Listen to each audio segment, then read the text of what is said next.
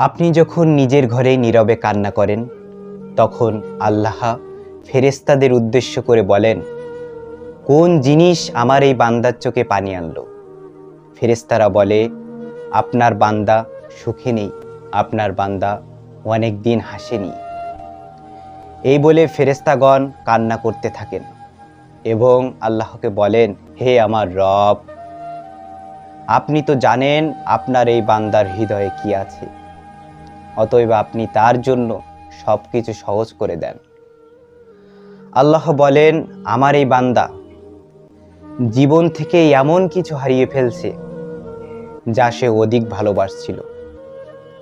অতএব আল্লাহ বলেন, আমি শপথ করছি, আমার বান্দা যা তার জীবন থেকে হারিয়েছে এর চেয়ে উত্তম জিনিস তাকে এনে দিব। আল্লাহ বলেন, তুমি আজ যে দুঃখ বয়ে বেড়াচ্ছ তা চিরস্থায়ী নয়।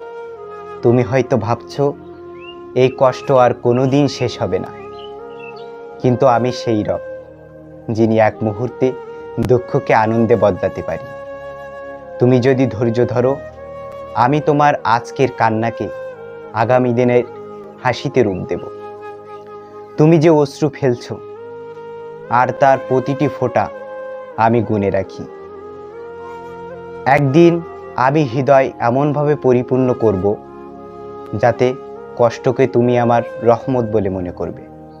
আল্লাহু আকবার, আল্লাহু আকবার।